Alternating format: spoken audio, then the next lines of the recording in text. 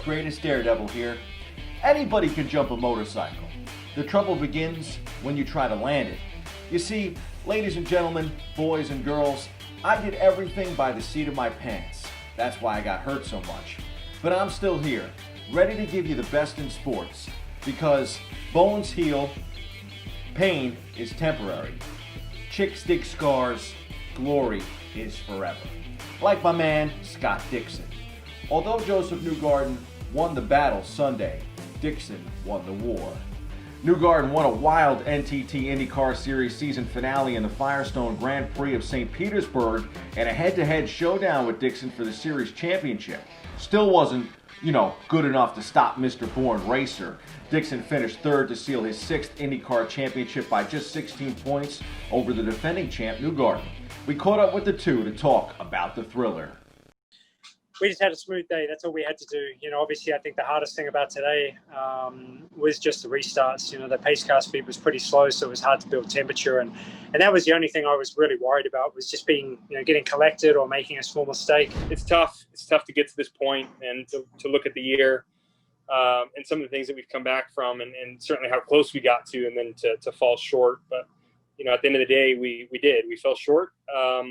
Just wasn't good enough. So, I think all we can do is shake our competitor's hand, tell Scott, great job, tell his team, great job, and come back next year and hit him harder. Dixen won 4 times this season, including the first 3 races of the COVID-19 campaign. He now sits just 1 title behind the all-time IndyCar record of 7 championships, set by my good friend, the legendary A.J. Foyt. Dixen may have to wait another year or 2 to eclipse the top spot in IndyCar. In Formula One, Lewis Hamilton stands alone. Lewis used Sunday to claim a record 92nd F1 victory at the Portuguese Grand Prix. That win moves him ahead of the legendary Michael Schumacher, his childhood idol, for the most wins in the sport's history. More on Lewis in the C-list. Nothing stood in the way of Dixen and Hamilton this past weekend, but in NASCAR, Mother Nature did. Rain specifically. The Auto Trader Eco Park Automotive 500 began Sunday in Texas with drivers completing 52 of 334 laps before a light mist and drizzle escalated. Nagging rain washed out Monday's attempts to continue the race, pushing it to Tuesday. But even that proposed schedule was thwarted for a 3rd straight day of inclement weather. Nonetheless, we caught up with NASCAR's best for more.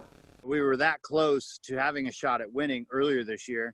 And so that gives us that good motivation, good vibes, and good feel to know that we're close. And now we have to execute here in November to do the right things to win with cooler track temps. The best thing for us to do is to go win that thing. There's 3 races left in the season and simple math. If I win one of the next 2 and then the last one, we'll win the championship. And so I'm trying to keep it that simple. The 501 miler is the second of 3 events in the NASCAR Cup Series playoffs round of 8. This round will determine the final 4 drivers who will race for the title November 8th at Phoenix Raceway.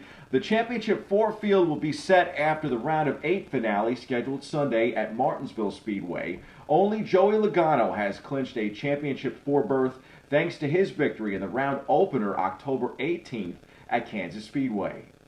How about a NASCAR star making the leap to IndyCar?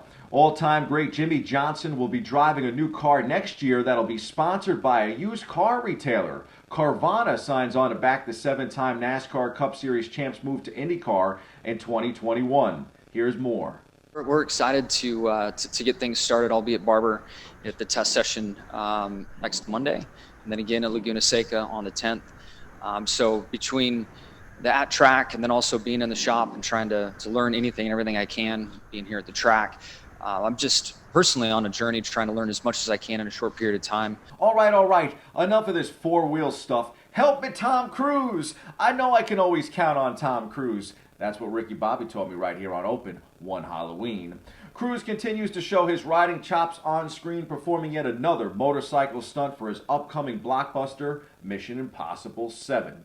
Oh, Tommy boy, you're a man after my own heart. MI7 is tentatively scheduled for release November 19th, 2021. Well, motocross rider Jeremy Durst gave new meaning to Mission Impossible with this latest stunt. In true Hollywood fashion, you could say the 30-year-old from Miami, Florida is a real wedding crasher. Check this out. Durst goes down, but he actually stages his crash at Motorama in Harrisburg, PA, so that the biker could come up with a proposal to his beautiful girlfriend, Sarah Frank. He went down as if he was injured, rising to his feet and then turning around so that his back was to the crowd. An official ran towards him, sneaking him the ring in the process before worried Sarah rushed from the stands towards her boyfriend. When she bent down to check on him, he was on one knee, holding up the ring. Enough of this cutesy stuff. Motorcycles are for gladiators like me, like Joanne Mir. Could Mir become the first Premier Class world champion to take home the MotoGP crown without winning a race this season? Does that make Mir any less a MotoGP champion than, say, Marc Marquez? This maddest of mad MotoGP seasons reaches its climax next month. So far, Fabio Quartararo has won the most races with 3 victories in 11 races, but none of the 8 men to win this season is leading the World Championship. The man with the most points is Suzuki's Mir, who has yet to win a race or start from pole position. Unbelievable. Meantime, here in the U.S., Moto America wrapped up a successful campaign at Laguna Seca in California. Some props go out to local product Corey Alexander for a strong finish to the season. The Hudson Valley Motorcycles rider secured 2nd in the Superstock Championship and 3rd in the Superbike Cup. Excited to see even more from him in 2021. As a motorcycle daredevil, I usually don't get as pumped for stick and ball games, but you've got to be thrilled by the World Series this year. The Fall Classic certainly didn't disappoint. Some epic moments in the 2020 showdown between the LA Dodgers and the Tampa Bay Rays. Ultimately, LA takes it in 6. Star shortstop Corey Seager is your MVP for the champion Dodgers. Give the Rays some credit, though, for extending this series as deep with a payroll nowhere near the Dodgers. The Rays give new meaning to Moneyball. Our New York football teams give new meaning to the word futility.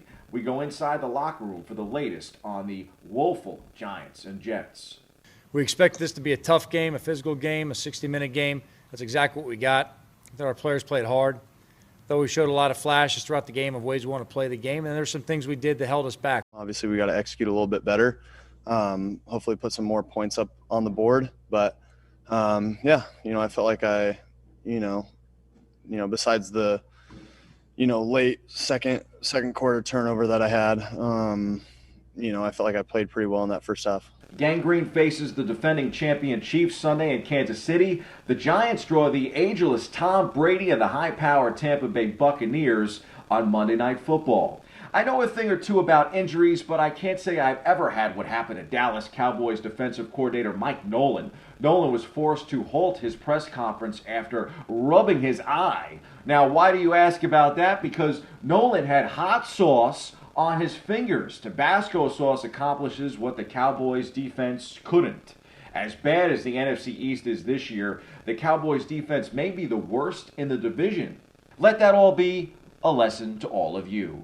Watch out for hot sauce in the eye. We hit the C list for the most important lesson of them all.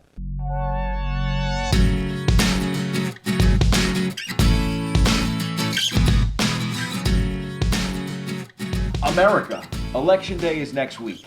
Get up off your you-know-what and vote.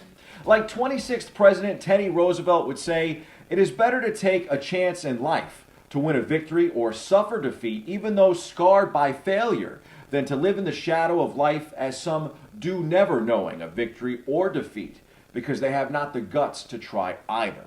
Head to the polls, my friends, and vote for Lewis Hamilton. Not Kanye, not the other 2 guys. Vote for the Formula One GOAT. Strip away the fact that Sunday was Hamilton's record-setting 90-second win and instead focus on how he caught, passed, and extended a 25-second lead over Mercedes teammate Valtteri Bottas. Hamilton simply crushed Bottas and showcased the talent that has seen him surpass Schumacher's record. The victory was perfectly timed. It illustrates the skill that is now making history on a weekly basis. Let's make racing in this country great again. Here's to the Daredevils. Godspeed. Happy Halloween, y'all.